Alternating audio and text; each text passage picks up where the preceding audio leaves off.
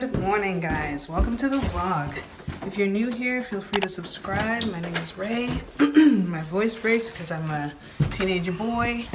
I'm going into the hospital now, 5:27 a.m. It's pre-rounding, not like super mean to you guys, because it's like we're gonna round on them at like 6:45. We're gonna round on them at like 7. And then I have to go in at 5:30 and wake you up, and it's like hitting the snooze button, you know? I wake you up, you go back to sleep, and then we wake you up to round, and then you go back to sleep, then a nurse wakes you up to give you medication, and it's like, I feel like you never sleep when you're in the hospital. When you're on night shift, you draw labs on these people at like 3 a.m. Like, do you ever sleep when you stay in the hospital? Sheesh. Kind of a busy day today, starting off with sign out and rounds as usual, but then I have an early case, 9:30. Tonsillectomy and adenoidectomy. Then I have simulation lab today, and then I'm ending off my day with angioplasty. So we'll talk about what all these things are. I guess we can talk about the tonsillectomy because a lot of people know what that is. The tonsils we're taking out are those two you see on the side of your uvula. Your uvula is a thing that hangs out in the middle. When you stick your tongue out and you say ah, it goes up, and on the side there are two tonsils. We're taking those out. Your adenoid it's like in your nasal cavity. It's behind. If you take a camera and go through your nose, there's this mass that can develop. I don't want to say mass, but there's this mass that can develop back there. Taking that out. So this couldn't wait till I went outside. I'm going through the list. Like, I got assigned a new patient today, and the patient is in the critical care unit. I go to look up the room number to see what the patient's name is, and it's the same name of the guy who had the angioedema. If you go back a couple vlogs, not even that far ago, a gentleman came in because he took some medication that he's allergic to. He swelled up everywhere. Angioedema is just like a massive swelling of your body.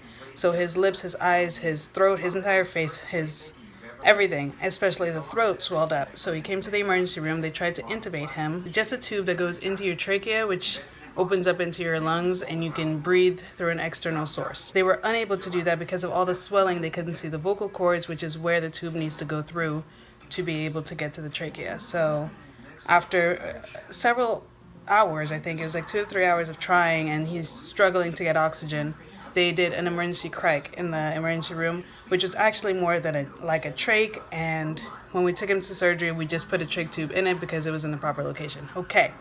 While he was in the hospital, he developed pneumonia. Treated the pneumonia, he got discharged, right? He was supposed to follow up with the ENT, ear, nose, and throat clinic, and I see his name in CCU, and I'm like, what is he doing here? So I read the reports really quickly. I actually just printed the reports out because I didn't want to waste time reading them in the library. I wanted to see him immediately. And I just went to go see him, and it's like the saddest thing. Like, why are you here? Like, how are you sick? And it's like, it's the most disappointing thing to see him back in the hospital so quickly. So gotta figure it out.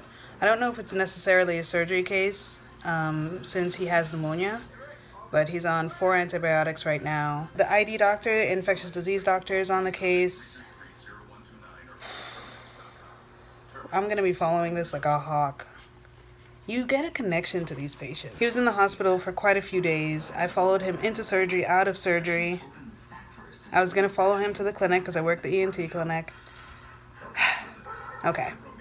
I really hope the marketing department of the hospital doesn't get mad at me. I tried to pick a blank wall. There's nothing behind me. There's no one around me. I'm not even near a patient room. I just needed to tell you guys about this like right now. Okay, update on my patient. He had a laryngoscope done just now, which is that tube that we put into your nose so we can see to the back of your throat. And he's doing really well. The vocal cords are moving very well. If you haven't been watching the vlogs in chronological order, you might not know what I'm talking about. And I feel like recapping his entire case would take pretty long. But his vocal cords are paralyzed, now they're not.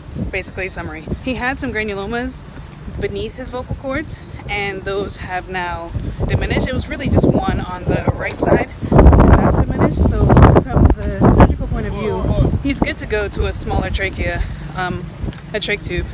So right now he's on an 8 cuffed, but with the cuff deflated, and we are confident that we can go to a 6 fenestrated. The only issue is when he got readmitted with this pulmonary issue, they put him on a ventilator, which is helping him breathe. So even though we're confident that he's ready and able to handle a smaller cuff, the ENT doctor does not want to mess with the trach tube until the pulmonary issue is handled. And that's it. I picked up another patient who's been in the hospital for quite some time. One of my friends was following her, but now she's on an elective, so I have to pick her up. Honestly, I don't really know much about her case, besides she had what they call a cold leg, which is the blood flow to one of her legs, her left leg, wasn't very good, which means she probably has some claudication or something obstructing the arteries going to her leg. She was supposed to have an angiogram today. It got canceled, so I'll update you guys on that tomorrow, I guess. But yeah, thanks for watching. Thanks for subscribing. See you guys next time.